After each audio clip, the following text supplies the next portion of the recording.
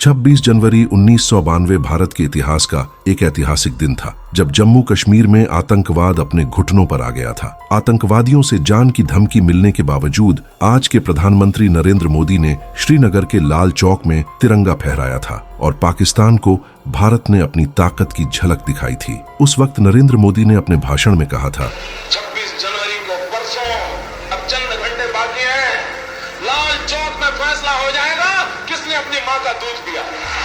तो आखिर कैसे विपक्षी पार्टी के एक आम कार्यकर्ता होने के बावजूद नरेंद्र मोदी ने जम्मू कश्मीर में आतंकवाद को मुंह तोड़ जवाब दिया था? उसी साल टेंट में विराजित रामलल्ला के सामने उन्होंने कौन सी प्रतिज्ञा ली थी? और जब वह आध्यात्म की तलाश में हिमालय गए थे, तब उनके गुरुजी ने उन्हें कौन सा मंत्र दिया था? दरअसल वर्ष 1992 में जम्मू कश्मीर में आतंकवाद अपने चरम पर था। तभी भारतीय जनता पार्टी के वरिष्ठ नेता मुरली मनोहर जोशी ने ऐलान किया कि वह श्रीनगर के लाल चौक पर भारत का तिरंगा फहराएंगे, जिसके लिए कन्याकुमारी से कश्मीर तक एकता यात्रा निकाली गई थी। लेकिन साथियों, आतंकवादियों ने इस रैली में शामिल होने वाले नेताओं को जान से मारने की धमकी दी थी। तभी नरेंद्र मोदी ने कश्मीर पहुंचने के ठीक 2 दिन पहले 24 जनवरी को ऐसा भाषण दिया था जिसे सुनकर आतंकवादियों के पसीने छूट गए थे। उन्होंने कहा था कि हमारी यात्रा ने आतंकवादियों को परेशान कर रखा है। लाल चौक में पोस्टर लगाए गए थे, दीवारों पर लिखा था, जिन्होंने अपनी मां का दूध पिया है वह श्रीनगर के लाल चौक आएं और आकर भारत का तिरंगा झंडा फहराएं। अगर वह जिंदा वापस जाएगा तो आतंकवादी उसे इनाम देंगे। तो आतंकवादियों, कान खोलकर सुन लो, 26 जनवरी यानी परसों, अब चंद घंटे बाकी हैं। अब लाल चौक में ही फैसला होगा कि किसने अपनी मां का दूध पिया है और किसने नहीं। 26 जनवरी के दिन नरेंद्र मोदी मुरली मनोहर जोशी के साथ लाल चौक पर पहुंचे और तिरंगे को पूरी शान से फहराया। 17 मिनट तक चले इस कार्यक्रम में कार्यकर्ताओं को सीना ताने खड़ा देख आतंकवादियों में दहशत फैल गई थी और उन्होंने एक रॉकेट भी दागा था जो लाल चौक से थोड़ी दूरी पर जाकर गिरा था। 5 से 10 फीट की दूरी पर गोलियां भी चलाई गईं, लेकिन देशभक्तों के हौसले के आगे सब कुछ नाकाम हो गया। ऐसे ही और कई किस्से हैं जिनमें प्रधानमंत्री मोदी ने देश के दुश्मनों को खुलेआम चुनौती दी थी। लेकिन साथियों, सवाल ये है कि नरेंद्र मोदी के दिल में देश के लिए इतना प्यार और सम्मान जागा कैसे? क्यों वह देश के लिए मर मिटने को तैयार हो गए थे? आइए जानते हैं प्रधानमंत्री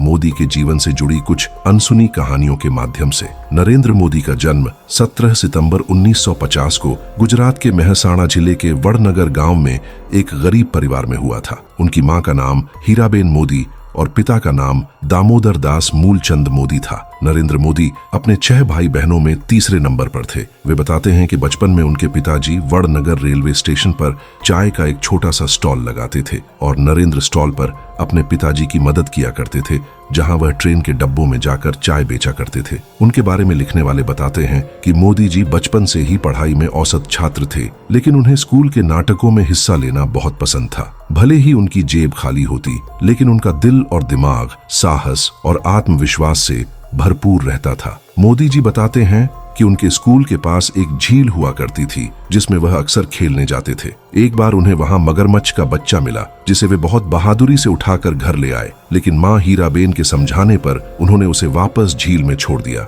खेल कूद के अलावा उन्हें इतिहास पढ़ने का शौक था, इसीलिए वह लाइब्रेरी जाकर कई साल पुराने अखबार और देश के इतिहास से जुड़ी किताबें पढ़ा करते थे। इसके अलावा वह स्वामी विवेकानंद जी से काफी प्रेरित थे, इसलिए उनकी सभी किताबें पढ़ा करते थे। महज 8 वर्ष की उम्र में अपने हिंदी शिक्षक चंद्रकांत दवे से प्रभावित होकर मोदी राष्ट्रीय स्वयंसेवक संघ में जाने लगे। वहां उनकी मुलाकात एक ऐसे व्यक्ति से हुई जिनके लिए वह झाड़ू लगाने से लेकर कपड़े धोने तक का काम करते थे। उस व्यक्ति का नाम था लक्ष्मण राव ईमानदार, जिन्हें सभी वकील साहब कहकर बुलाते थे। उनकी मोदी जी पर सबसे अधिक छाप थी। नरेंद्र मोदी को बचपन से ही अच्छे कपड़े पहनने का शौक था। हालांकि वह कभी महंगे कपड़े नहीं खरीदते थे, लेकिन साफ सुथरा रहना उनकी आदत थी। उनका स्टाइल बचपन से ही अलग रहा। वह कभी बाल बढ़ाते थे, कभी बड़ी मूंछ रखते थे, तो कभी सरदार के गेटअप में आ जाते थे। कोई भी चीज ऐसी नहीं थी जिसमें सादगी न हो। अच्छे तरीके से रहना, गंदे रहना, जूतों का पॉलिश नहीं होना, कुर्ता अस्त व्यस्त होना,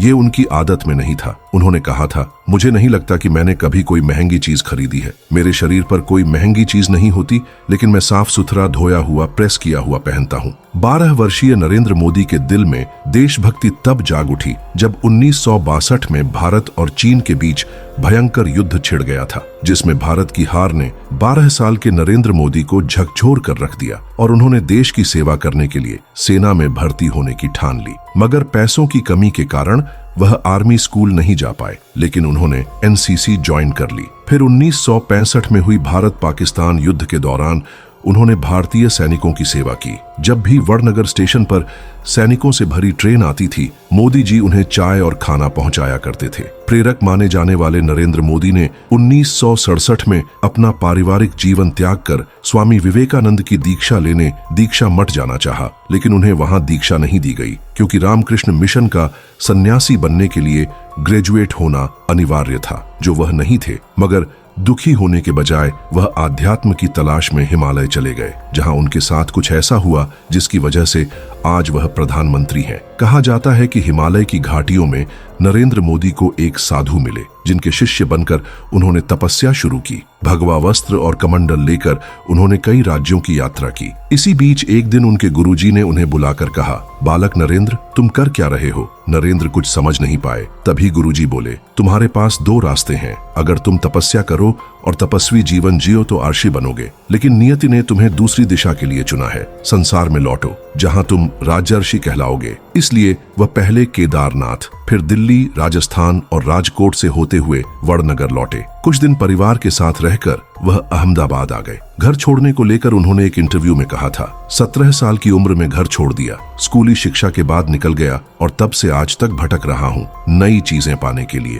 वहाँ उन्होंने चाय के कटीन में काम करने के साथ साथ आरएसएस ज्वाइन किया और एक प्रचारक के रूप में कार्य करना शुरू किया। फिर 1975 में जब इंदिरा गांधी ने कई राजनीतिक कारणों से देश में आपातकाल लगा दिया था, उस समय भी मोदी जी सरदार के वेश में पुलिस से छिपकर सरकार की नीतियों का विरोध करते रहे। वर्ष 1985 में नरेंद्र मोदी ने भारतीय जनता पार्टी में आधिकारिक रूप से प्रवेश किया और पार्टी के प्रचार प्रसार से जुड़ गए। लालकृष्ण आडवाणी को मोदी जी का राजनीतिक गुरु माना जाता है। 90 के दशक में जब मोदी जी ने आडवाणी की सोमनाथ से अयोध्या यात्रा में बड़ी भूमिका निभाई, उस वक्त अयोध्या में एक घटना हुई जिसके बारे में बहुत कम लोग जानते हैं। बताया जाता है कि 1992 में नरेंद्र मोदी अपने 2-4 साथियों के साथ नंगे पांव अयोध्या में रामलल्ला के टेंट में पहुंचे, जहां प्रभु श्री राम को कड़ी तपस्या करते हुए देख वे काफी भावुक हो गए। उस वक्त उन्होंने भगवान राम की सौगंध खाते हुए प्रतिज्ञा ली थी कि मैं दोबारा आपके दर्शन करने तभी आऊंगा जब आप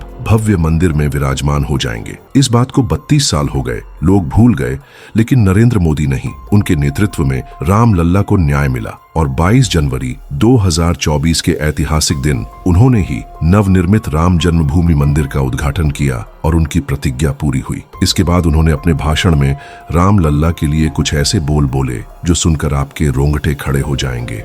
राम भारत की आस्था है, राम भारत का आधार है, राम भारत का विधान है, राम भारत की चेतना है, राम भारत का चिंतन है। पीएम मोदी गुजराती में कविता लिखते हैं। उन्हें फोटोग्राफी का भी बहुत शौक है। बहुत कम लोग जानते हैं कि पीएम मोदी अमेरिका से पब्लिक रिलेशन और इमेज मैनेजमेंट का 3 महीने का कोर्स कर चुके हैं। उनके 5 भाई हैं और एक बहन है। नरेंद्र मोदी की पत्नी का नाम जशोदा बेन मोदी है। परिवार के कहने पर उन्होंने सिर्फ 17 साल की उम्र में यशोदा बेन से शादी की थी। कुछ लोगों का कहना है कि शादी होने के 3 साल बाद तक मोदी जी अपनी पत्नी के साथ रहे, लेकिन मोदी जी के बारे में लिखने वाले इस बात से इनकार करते हैं और कहते हैं कि वे दोनों कभी साथ रहे ही नहीं। मोदी जी का मानना है कि एक शादीशुदा व्यक्ति की तुलना में अविवाहित व्यक्ति भ्रष्टाचार के खिलाफ ज्यादा मजबूती से लड़ सकता है, क्योंकि उसे पत्नी, परिवार और बच्चों की कोई चिंता नहीं रहती। खैर 1992 में एकता यात्रा करने के बाद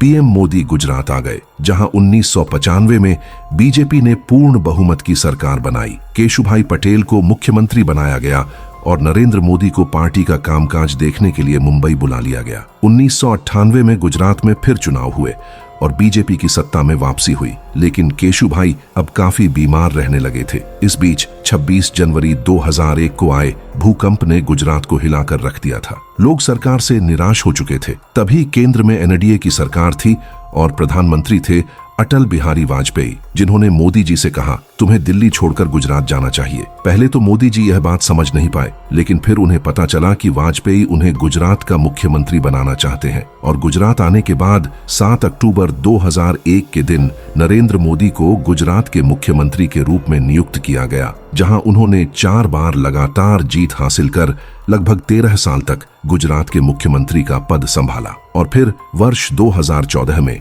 बीजेपी ने केंद्र में भारी बहुमत के साथ जीत हासिल की और 26 मई 2014 के दिन नरेंद्र मोदी बने भारत के प्रधानमंत्री। दोस्तों, ये तो हो गई मोदी जी की बात, मगर आप इस चतुर रामलिंगम को तो जानते ही होंगे, जिसने 3 इडियट्स में साइलेंसर का रोल किया था, मगर यह अब किसी भी फिल्मों में दिखाई क्यों नहीं देता है? क्या इसके साथ भी बॉलीवुड में नेपोटिज्म का गंदा खेल खेला गया था? अगर जानना है तो स्क्रीन पर वीडियो आ रहा है, क्लिक करके जरूर देखिएगा।